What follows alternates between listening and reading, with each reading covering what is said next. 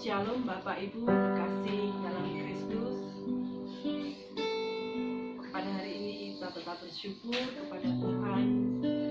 Tuhan masih tetap memberi kesempatan pada kita untuk kita bisa berbakti, untuk kita bisa memuji, menyembah nama Tuhan, walaupun tetap di rumah masing-masing.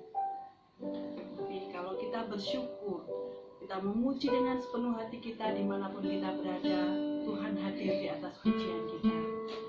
Sebelum kita masuk ke dalam hadirat Tuhan, terlebih dahulu kita akan berdoa. Kita siapkan hati kita masing-masing. Kita datang secara pribadi kepada Tuhan Yesus.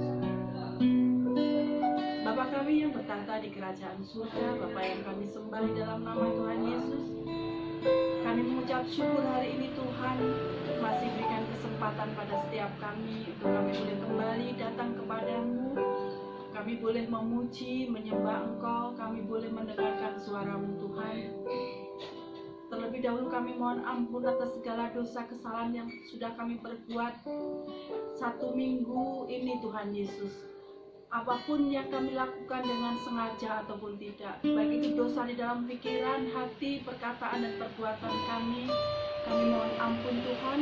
Sucikan, kuduskan kami dengan kuasa darah-Mu supaya kami layak datang di hadapan Engkau.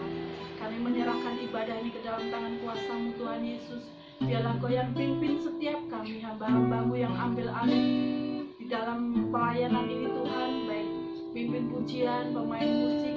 Biarlah Engkau penuhi setiap kami dengan urapan yang daripada Engkau. Terlebih hamba-Mu yang akan Kau pakai untuk menyampaikan kebenaran firman Tuhan. Kami percaya urapan yang daripada-Mu turun atas setiap hamba-Mu. Terima kasih Tuhan Yesus, ya terima kasih. Kami percaya pada saat kami memuji Engkau, Engkau ada di atas pujian kami, inilah keyakinan kami. Terima kasih Tuhan Yesus. Dan dalam nama Tuhan Yesus kami berdoa dan kami bersyukur. Haleluya. Amin.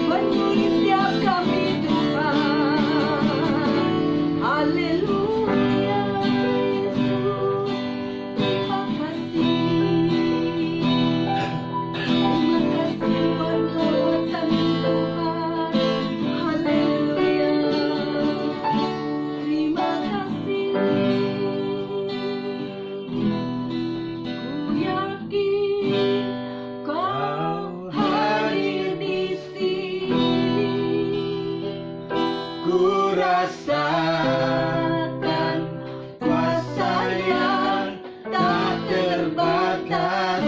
Ku yakin kau nyata di sini. Kemenangan terjadi di kesembuhan terjadi, pemulihan terjadi di sini. Benar Tuhan Yesus, kami mengaminkan pujian ini. Saat kami memuji menyembah Engkau Tuhan, kami yakin Tuhan Kau ada di atas pujian kami. Kau ada di hadirat-Mu di tempat ini, memberikan kemenangan pada setiap kami, memberikan kesembuhan pada setiap kami yang sakit Tuhan, memberikan pemulihan pada setiap rumah tangga yang ada di gereja-Mu di tempat ini Tuhan. Terima kasih Bapa di surga, terima kasih Tuhan Yesus. Biarlah pujian penyembahan yang kami naikkan pada hari ini Tuhan boleh menyenangkan hati-Mu, bahkan menjadi dupa yang harum di hadapan Engkau. Terima kasih Tuhan Yesus. Saat ini kami akan mempersiapkan hati kami untuk kami boleh mendengarkan sabda firman-Mu Tuhan. Kami tahu Tuhan Engkau Allah yang mengerti, Engkau Allah yang mengasihi kami, bahkan Engkau Allah yang mengerti bahasa tetesan air mata kami Tuhan. Terima kasih Bapa di surga. Terima kasih Tuhan Yesus, dalam nama Yesus. Haleluya.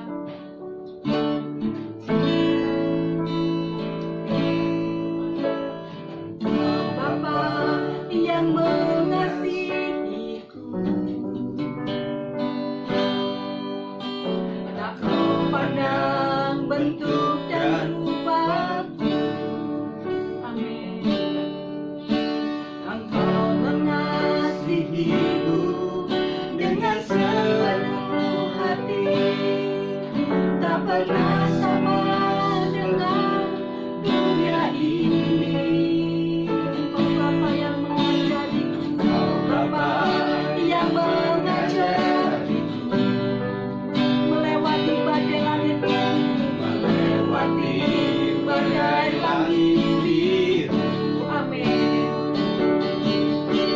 Oh yang buatku terbang bagaikan raja wali, mengatasi segala persoalan. Engkau Bapa-Ku yang baik, mengerti bahasa tetesan air mata, tak kau biarkan ku berjalan sendirian. Engkau Bapa-Ku yang baik, Kau Bapa-Ku yang baik, mengerti bahasa tetesan air mata, tak kau biarkan ku berjalan sendirian. Engkau Bapa-Ku yang baik, Kau sungguh baik. Engkau Bapa yang mengasihiku, Engkau Bapa yang mengasihiku, tak kau pandang bentuk dan rupaku, pandang bentuk dan rupaku. Engkau mengasihiku dengan sepenuh hati, tak pernah sama seperti dunia ini. Engkau Bapa yang mengajariku, Engkau Bapa yang mengajariku. Haleluya. Melewati badai langit biru, oh yang buatku terbang Tuhan, oh yang buatku terbang bagaikan raja wali, mengatasi segala pencobaan. Engkau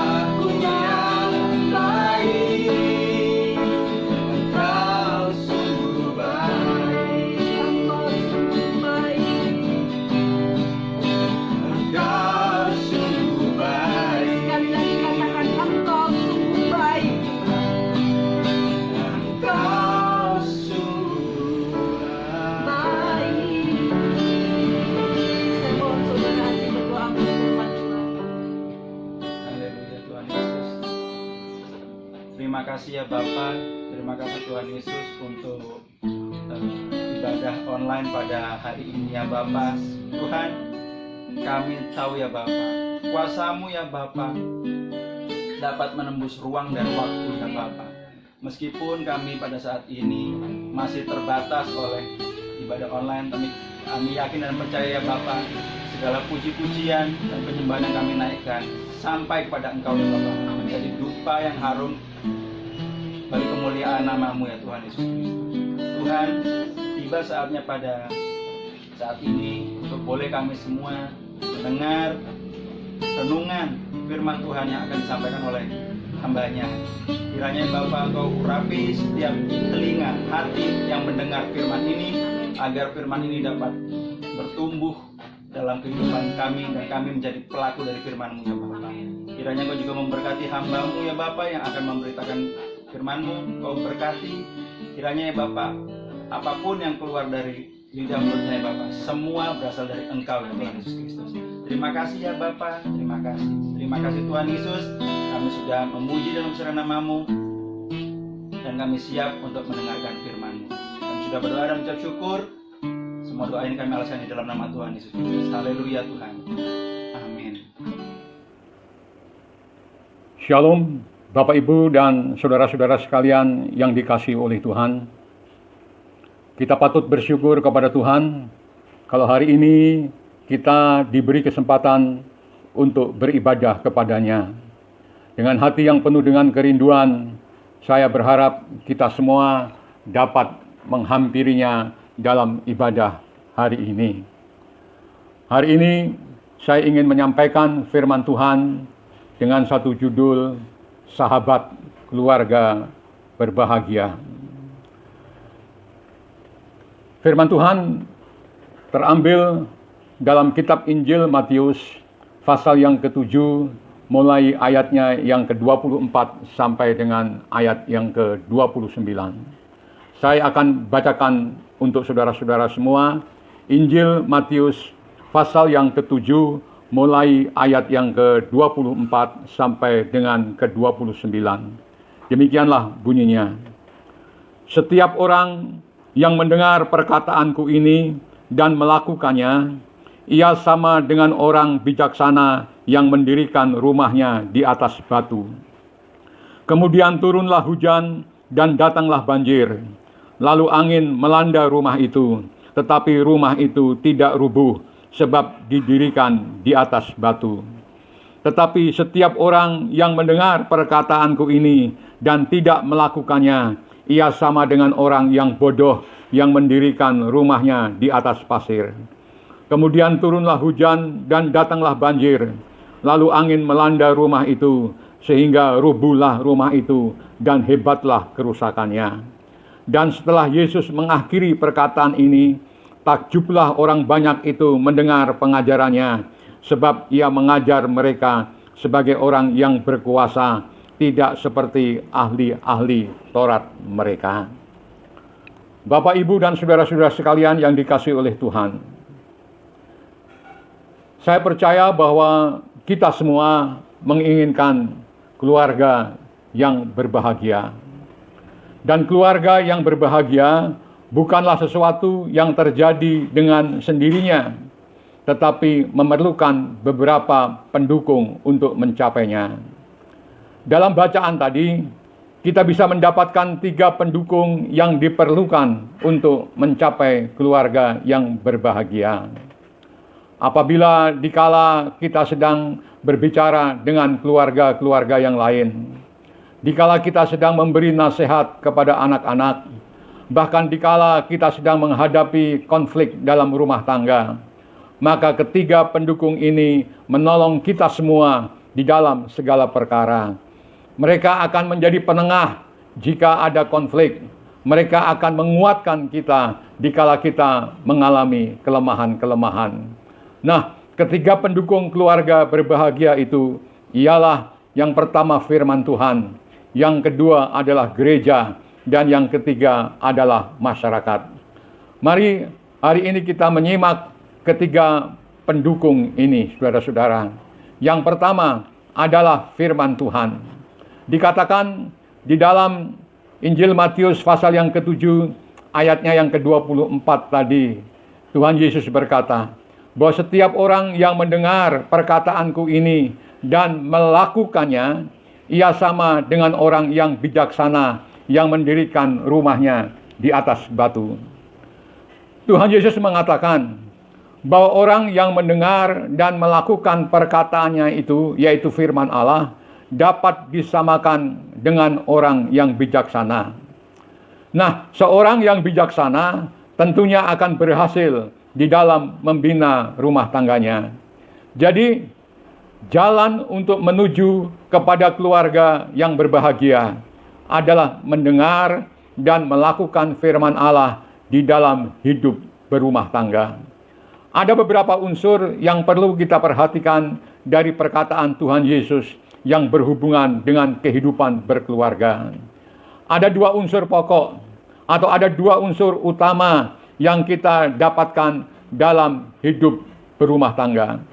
Yang pertama, unsur yang pertama adalah pengampunan. Di dalam doa Bapa kami terkandung pengajaran yang sangat indah dan bermanfaat bagi kehidupan kita, khususnya di dalam berumah tangga. Dikatakan oleh Tuhan Yesus dalam Injil Matius pasal yang ke-6 ayatnya yang ke-12, Tuhan Yesus mengajarkan demikian. Dan ampunilah kami atau kesalahan kami seperti kami juga mengampuni orang yang bersalah kepada kami. Jadi setiap orang memerlukan pengampunan dari Allah. Saya rasa kita semua pun memerlukan, bahkan sudah merasakan pengampunan dari Allah, yaitu pada saat kita percaya kepada Tuhan Yesus Kristus sebagai Tuhan dan Juru Selamat. Tetapi jarang di antara kita yang mau bersedia mengampuni orang lain yang bersalah kepada kita. Oleh sebab itu, Tuhan Yesus mengajarkan prinsip ini. Kita mengampuni bukan supaya kita diampuni oleh Allah, tetapi mengampuni karena kita sudah mendapatkan jaminan pengampunan atas dosa-dosa kita yang sebesar apapun. Pengampunan kepada orang lain merupakan perwujudan bahwa kita mengakui pengampunan yang diberikan Allah bagi kita.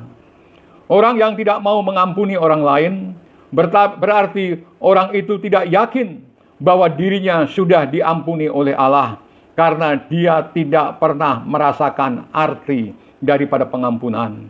Jadi, Bapak, Ibu, dan saudara-saudara sekalian, untuk menuju kepada keluarga yang berbahagia adalah menerapkan prinsip pengampunan ini dalam hidup berumah tangga. Perselisihan, percekcokan, ataupun konflik boleh saja timbul di dalam keluarga. Tetapi apabila ada unsur pengampunan dalam keluarga, maka konflik itu akan selesai dengan segera. Suami atau istri mungkin saja suatu saat bisa lalai dan kemudian melakukan kesalahan.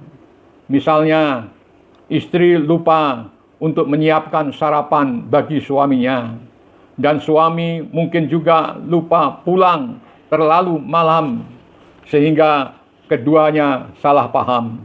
Kesalahan-kesalahan ini bisa saja menyulut percekcokan di dalam hidup rumah tangga. Tetapi apabila ada pengampunan, maka percekcokan tidak akan berkepanjangan. Saya pernah mendengar seorang suami berkata begini, "Saya sudah mengampuni istri saya sebanyak 5 kali, sampai saya bosan. Coba kalau orang lain, paling-paling hanya sampai 3 kali saja. Setelah itu, kalau istrinya berbuat kesalahan lagi, tangan yang akan berbicara, atau kalau perlu diceraikan saja. Apakah saya harus mengampuni dia lagi?" Bapak, Ibu, dan saudara-saudara sekalian, salah seorang murid Yesus, yaitu Petrus, pernah bertanya kepada Tuhan Yesus, "Tuhan, sampai berapa kali aku harus mengampuni saudaraku jikalau dia berbuat salah terhadap aku? Sampai 7 kali?" Orang-orang Yahudi biasa mengampuni hanya sampai 7 kali. Kalau perusahaan atau organisasi-organisasi yang lain biasanya mengampuni itu sampai 3 kali. Tetapi apa jawab Tuhan Yesus? Yesus menjawab, bukan sampai 7 kali, melainkan sampai 70 kali 7 kali. Nah, istilah 70 kali 7 kali menunjukkan tentang betapa dalamnya seorang Kristen harus mengampuni orang yang bersalah kepadanya. Pengampunan orang Kristen seharusnya tidak dapat diukur, tidak dapat dihitung dengan cara apapun juga. Pengampunan orang Kristen adalah pengampunan yang tidak terbatas, sebagaimana pengampunan Allah yang juga tidak pernah terbatas. Nah, bagaimana hal ini bisa kita lakukan? Memang hal ini tidak mudah atau tidak mungkin dilakukan oleh orang yang selalu mengukur dan menghitung beberapa kali dia harus mengampuni. Contohnya seperti suami yang saya ceritakan tadi. Pengampunan orang Kristen adalah seperti ini. Saya mengampuni kesalahanmu dan saya tidak akan mengingat-ingat lagi kesalahanmu. Nah, pengampunan jenis inilah yang dianugerahkan oleh Allah kepada kita semua, seperti yang difirmankan di dalam kitab Yesaya pasal yang ke-43 ayat yang ke-55 yang berbunyi, dan aku tidak akan mengingat-ingat lagi dosamu. Saya yakin saudara-saudara, jika kita mengampuni pengampunan yang sejenis ini, maka kita akan sanggup mengampuni kesalahan orang lain, khususnya bagi keluarga kita. Dan ini adalah merupakan satu modal yang sangat besar untuk bisa meraih keluarga yang berbahagia yang kita idam-idamkan atau yang kita cita-citakan ini. Akan tetapi, pengampunan saja tidak cukup, sebab pengampunan memerlukan dasar. Dan dasar dari pengampunan ialah kasih. Kita tidak mungkin mengampuni jikalau kita tidak memiliki kasih. Demikian juga kasih akan menjadi sia-sia jikalau tidak ada pengampunan. Jikalau orang Kristen kehilangan kasih, maka ia tidak ada bedanya dengan orang-orang dunia lainnya. Orang-orang dunia tidak mengenal kasih ilahi, yaitu kasih yang berasal dari Allah. Kasih yang tidak mengharapkan balasan, kasih yang tanpa syarat. Orang dunia hanya mengenal kasih manusiawi, yaitu kasih yang bersyarat. Kasih yang bersyarat mengatakan, aku mengasihimu jikalau engkau mengasihiku. Tetapi Tuhan Yesus mengajarkan satu jenis kasih, kasih yang tidak dikenal oleh orang-orang dunia, yaitu kasih ilahi yang menyatakan, aku mengasihi engkau meskipun engkau tidak mengasihi aku. Anak-anak Tuhan harus menunjukkan ciri khusus atau ciri yang khas, yaitu kasih.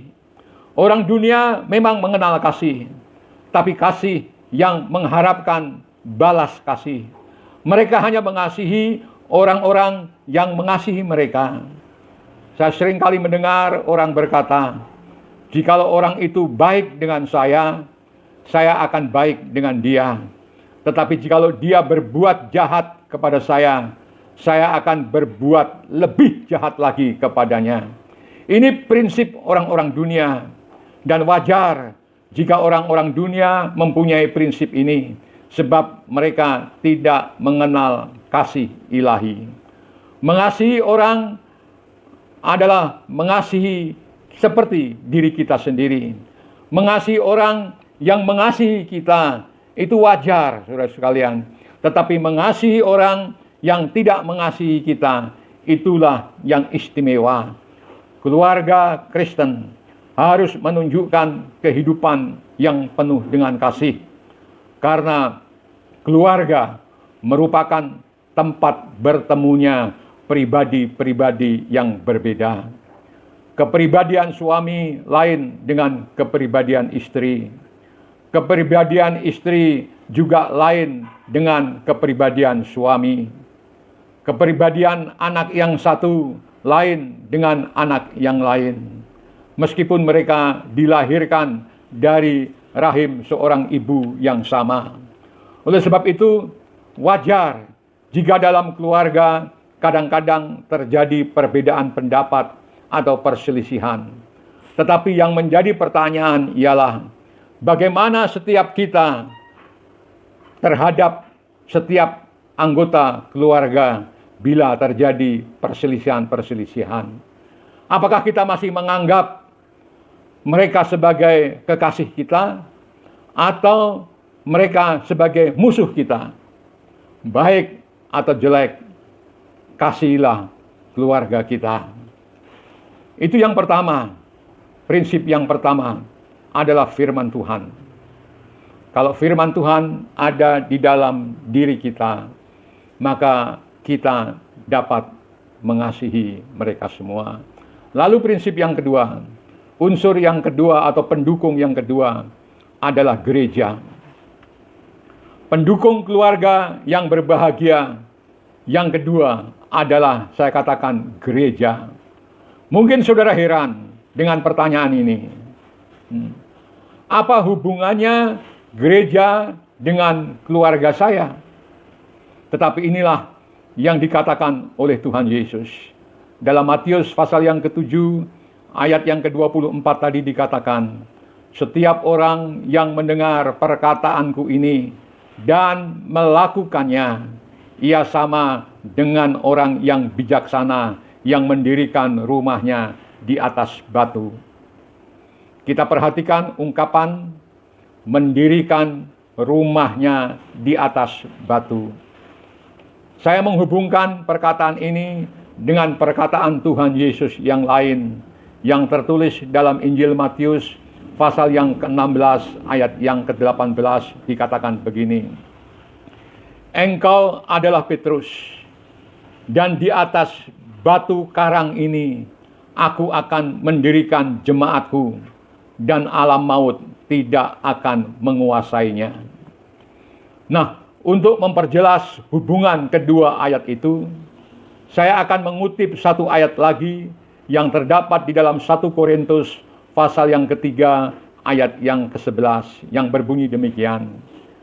Karena tidak ada seorang pun yang dapat meletakkan dasar lain daripada dasar yang telah diletakkan, yaitu Yesus Kristus. Jadi Bapak Ibu dan saudara-saudara sekalian, dasar untuk mendirikan rumah adalah batu.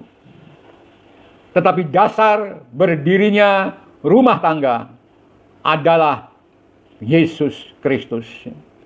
Demikian juga dasar berdirinya gereja adalah Kristus Yesus. Jadi rumah tangga dan gereja sama-sama berdasarkan pada Kristus Yesus. Jadi gereja merupakan pendukung bagi keluarga yang berbahagia. Keluarga yang berakar kuat kepada Kristus pasti mempunyai hubungan yang sangat erat dengan gereja. Keluarga yang berakar kuat kepada Yesus Kristus tidak mungkin melepaskan diri dari persekutuan dengan orang-orang percaya yang lainnya, dan pasti akan menjadi berkat bagi orang lain yang percaya kepada Kristus juga. Keluarga akan menjadi berkat bagi gereja. Kalau pagi hari ini kita semua tidak meninggalkan gereja kita, meskipun kita hanya beribadah kembali secara online, itulah yang diperintahkan Tuhan kepada kita semua kalau kita ingin hidup keluarga kita berbahagia. Kita harus ada persekutuan yang erat di dalam gereja, meskipun gereja itu ada di rumah kita masing-masing. Inilah waktunya kita akan lebih lagi menggerakkan diri kita di dalam gereja kita, karena gereja ada di dalam rumah kita dan kita bisa beribadah di dalam rumah kita masing-masing.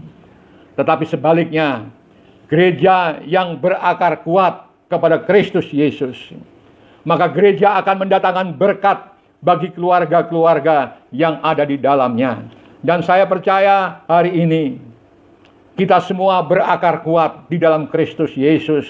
Dan saya percaya berkat Tuhan turun di atas rumah tangga kita yang ada di dalam gereja itu. Saudaraku sekalian, saya contohkan, di dalam pendidikan rohani anak-anak, kita dapat melihat betapa besar andil gereja bagi keluarga-keluarga. Seharusnya pendidikan rohani anak-anak adalah tugas orang tua anak-anak itu. Akan tetapi gereja telah membantu mereka dengan mengajarkan anak-anak di dalam sekolah minggu. Jikalau kita mau jujur, sebenarnya banyak yang telah diberikan gereja bagi keluarga. Kita mau introspeksi dalam diri kita masing-masing. Berapa banyak keluarga atau orang yang putus asa dalam hidupnya. Akan tetapi setelah mendengar firman Tuhan yang disampaikan di dalam gereja, maka mereka dapat memiliki pengharapan yang baru. Berapa banyak orang yang kehilangan arah, yang kehilangan tujuan dalam hidupnya. Akan tetapi ketika kembali mereka mendengarkan firman Tuhan yang disampaikan di dalam ibadah, dan mereka mengerti firman Tuhan, maka rencana Tuhan dapat dimengerti di dalam hidup mereka. Berapa banyak keluarga yang mengalami keretakan, akan tetapi setelah mereka beribadah, mendengarkan firman Tuhan dan melakukannya, maka hubungan mereka dapat dipulihkan kembali. Berapa banyak anak-anak remaja yang nakal-nakal, sampai membuat orang tuanya pusing, tidak bisa berbuat apa-apa. Akan tetapi setelah mereka beribadah kepada Tuhan, mendengarkan dan melakukan firman Tuhan, maka mereka mengalami perubahan hidup. Banyak orang berkata sinis tentang gereja. Ada yang berkata, untuk apa pergi ke gereja? Di sana kita dijadikan seperti orang yang tidak waras. Sebentar berdiri, sebentar menyanyi, sebentar berdoa. Apa-apaan itu? Untuk apa kita pergi ke gereja, menghabiskan waktu berjam-jam hanya untuk mendengarkan pidatonya pendeta? Untuk apa kita pergi ke gereja? Di sana kita ditarik pajak, disuruh memberi persembahan. Itulah kata orang terhadap gereja. Kita bisa memakluminya. Mereka berkata demikian karena mereka belum tahu dan belum kenal apakah gereja itu. Tetapi kita semua yang telah mengerti, kita harus mengasihi dan mendukung gereja kita masing-masing. Sebab itu Bapak Ibu dan saudara-saudara sekalian, jadikanlah gereja sebagai sahabat yang dekat dalam kehidupan kita.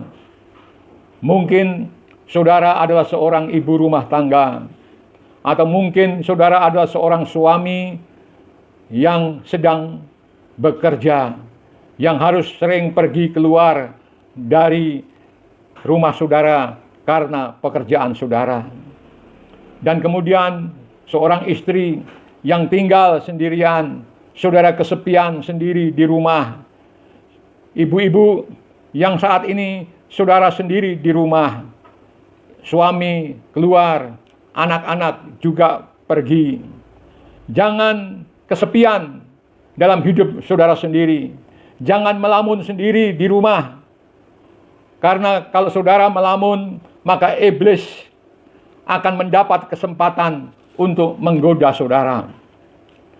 Akan sangat baik sekali jika saudara menggunakan waktu yang luang seperti itu untuk mengikuti acara-acara di gereja. Misalnya datang ke persekutuan doa, datang ke kebaktian wanita, dan sebagainya. Saudara bisa memakai waktu luang saudara untuk terlibat pelayanan. Misalnya ikut paduan suara, atau ikut mengunjungi orang-orang yang sakit, dan mengunjungi jemaat-jemaat yang lain, dan sebagainya. Barangkali saudara adalah seorang yang mau untuk mengikuti kegiatan-kegiatan yang demikian. Daripada dibuat melamun sendiri, lebih baik waktu kita pergunakan yang bermanfaat untuk pekerjaan Tuhan. Dan bagi orang-orang tua yang sudah berusia lanjut, mungkin anak-anak saudara sudah dewasa semua dan mungkin juga sudah berumah tangga semua. Mereka sudah mempunyai rumah sendiri-sendiri. Kemudian saudara juga tidak mempunyai tanggung jawab untuk mencari nafkah mereka. Saudara sudah pensiun dan saudara tinggal menikmati hari tua saudara. Saya menghimbau kepada saudara-saudara, pakailah masa tua saudara untuk melayani Tuhan. Orang-orang muda membutuhkan nasihat saudara. Saudara mempunyai banyak waktu untuk melayani Tuhan, dan saya yakin gereja akan sangat senang menerima pelayanan saudara. Oleh sebab itu gereja sangat penting di dalam mendukung rumah tangga yang berbahagia. Lalu yang terakhir, pendukung yang terakhir, yang ketiga adalah lingkungan dari masyarakat. Masyarakat itu adalah unsur atau pendukung yang ketiga untuk mencapai keluarga yang berbahagia. Lingkungan dan masyarakat itu memiliki pengaruh yang sangat besar terhadap berlangsungnya satu keluarga. Meskipun orang tua mempunyai hubungan yang baik dengan Tuhan, akan tetapi jikalau anak-anaknya banyak bergaul dengan anak-anak yang nakal, anak-anak yang kurang ajar, maka kemungkinan besar anak-anak itu akan terpengaruh oleh teman-temannya sehingga menjadi anak-anak yang tidak baik. Ada sebuah keluarga Kristen, saudara-saudara.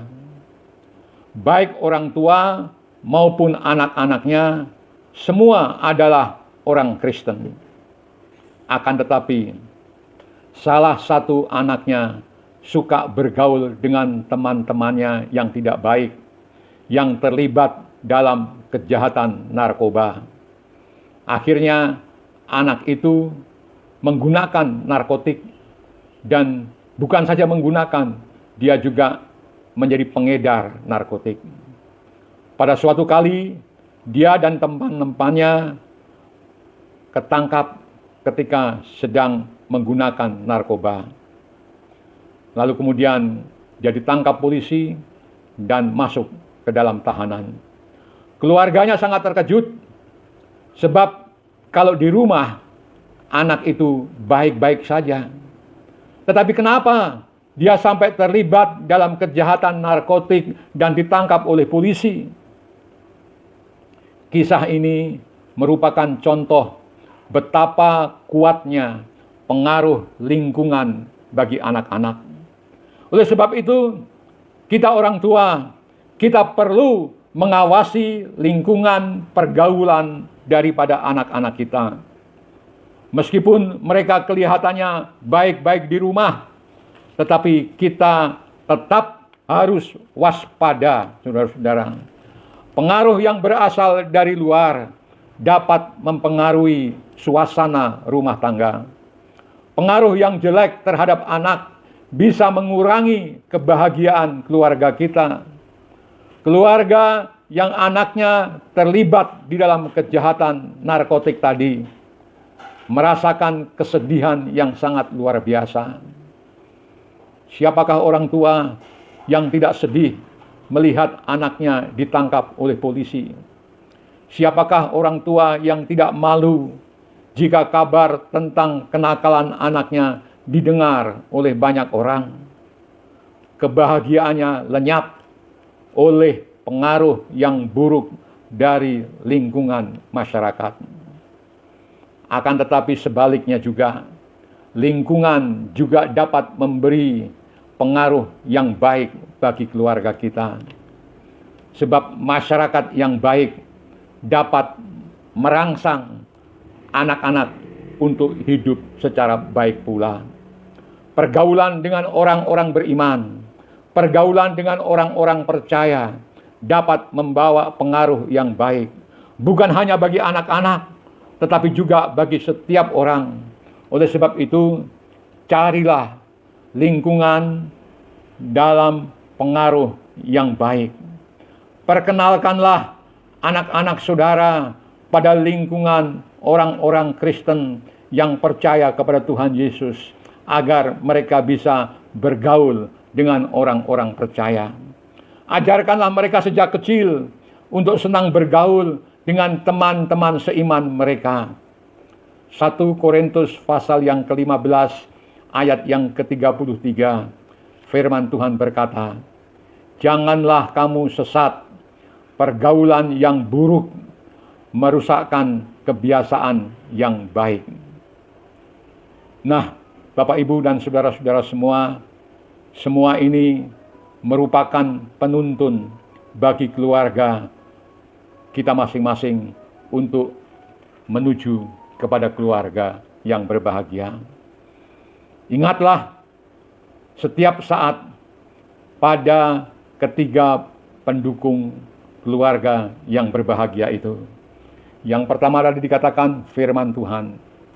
Yang kedua adalah gereja. Yang ketiga adalah lingkungan masyarakat yang baik.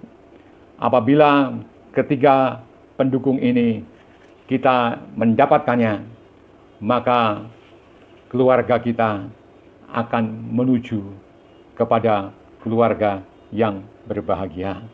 Oleh sebab itu, firman Tuhan pada hari ini menjadi berkat bagi kita semua, mendorong dalam hidup kita masing-masing untuk selalu melakukan ketiga hal ini, atau kita harus dekat dengan ketiga hal ini, yaitu firman Tuhan harus kita camkan, kita simak, dan kita melakukannya. Gereja harus menjadi bagian dari hidup kita masing-masing. Jangan kita malas, jangan kita bosan untuk datang beribadah kepada Tuhan, karena gereja adalah merupakan salah satu pendukung bagi keluarga kita.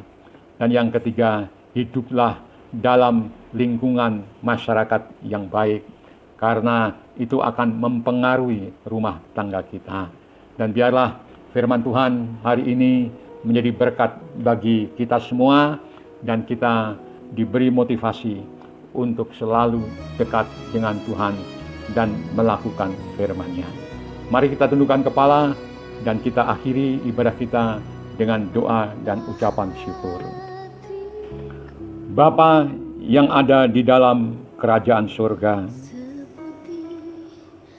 kami datang kepadamu Tuhan, mengucapkan terima kasih dan syukur kami kalau hari ini kami boleh beribadah kepadamu. Kami boleh datang untuk dekat dengan Engkau. Kembali kami boleh mendengarkan firman-Mu yang menguatkan kami semua. Dan biarlah firman-Mu pada hari ini kami dengar, kami simpan, kami renungkan, dan kami akan melakukan firman-Mu. Sehingga melalui firman-Mu ini, maka hidup rumah tangga kami dapat hidup menuju kepada keluarga yang penuh dengan damai, sejahtera, dan kebahagiaan. Demikian pula Tuhan, kami bersyukur kalau pada hari ini kami boleh beribadah kepadamu. Kami percaya Tuhan, melalui ibadah kami hari ini, kami diberkati, dan ibadah ini membuat kami lebih dekat lagi dengan Engkau, sehingga ini juga merupakan satu pendukung bagi keluarga kami untuk selalu hidup yang penuh dengan damai sejahtera. Terima kasih Tuhan, terima kasih. Dan kami juga bersyukur bahwa kami hidup di tengah-tengah lingkungan yang baik. Kami bersyukur Tuhan, sehingga anak-anak kami semua tidak terpengaruh dengan lingkungan yang jelek. Meskipun kami tahu Tuhan bahwa banyak dari antara kami yang masih tinggal di lingkungan yang tidak baik, tetapi kami percaya Tuhan membentengi anak-anak kami sehingga mereka dapat menghindari dari pergaulan-pergaulan yang tidak baik.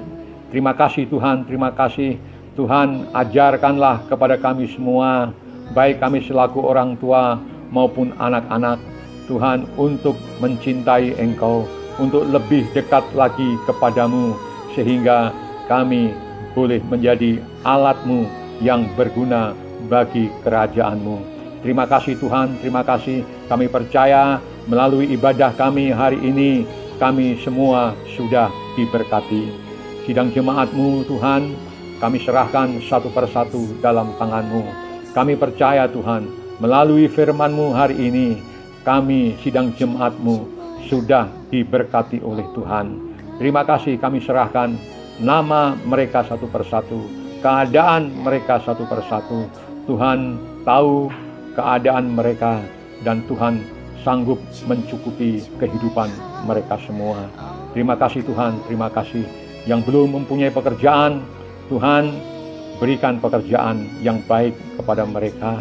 Yang sedang berusaha, meskipun usaha kecil-kecilan, baik dalam kuliner maupun makanan dan sebagainya, Tuhan memberkati usaha mereka, sehingga usaha mereka dapat berjalan dengan lebih baik lagi. Banyak pelanggan-pelanggan datang dan mereka mendapatkan penghasilan yang baik daripada Tuhan. Terima kasih Tuhan, terima kasih Tuhan, terima kasih. Memberkati hamba-hamba-Mu, pelayan-pelayan-Mu yang ambil bagian dalam ibadah hari ini. Pemimpin puji-pujian dan juga backing vokal, para pemain-pemain musik, dan orang-orang lain yang telah mengadakan ataupun yang mengelola ibadah pada hari ini, sehingga semuanya boleh berjalan dengan baik. Tuhan memberkati mereka semua, tangan-tangan yang sudah menanganinya, sehingga ibadah online ini dapat berlangsung di dalam rumah kami masing-masing. Kami berdoa untuk mereka, Tuhan memberkati. Terima kasih Tuhan, terima kasih. Yang sakit Tuhan tilik mereka, Tuhan jamah, dan Tuhan menyembuhkan sakit penyakit mereka. Terima kasih Tuhan, terima kasih. Kami juga berdoa kiranya kita semua, kami semua Tuhan, sidang jemaat-Mu, Tuhan, terhindar atau terluput dari penularan wabah COVID-19 yang merajalela di daerah-daerah kami. Terima kasih Tuhan, kami semua Tuhan aman di dalam perlindungan dan pemeliharaan Tuhan. Terima kasih Tuhan Yesus, terima kasih. Kami alaskan doa kami di dalam satu nama, yaitu nama daripada Tuhan Yesus. Tapi sebelum kami berpisah satu dengan yang lainnya, Tuhan, biarlah Tuhan turunkan berkat-berkat-Mu atas kami semua. Mari saya ajak Bapak Ibu dan saudara-saudara semua, kita angkat tangan dan menerima berkat dari Tuhan. Saudara-saudaraku yang dikasihi oleh Tuhan, sekarang kita berpisah satu dengan yang lainnya. Kita terima berkat daripada Allah Bapa yang ada di dalam surga. Berkat daripada kasih dan cintanya Tuhan Yesus Kristus, serta persekutuan di dalam Roh Kudus menyertai kita semua, mulai dari saat sekarang ini sampai selama-lamanya. Kita berpisah untuk berjumpa kembali di dalam berkat-Nya Tuhan Yesus Kristus. Puji Tuhan. Mari yang percaya dan sudah menerima berkat, kita katakan sama-sama dengan iman. Amin. Haleluya. Puji Tuhan. Sampai bertemu kembali di lain kesempatan. Puji Tuhan.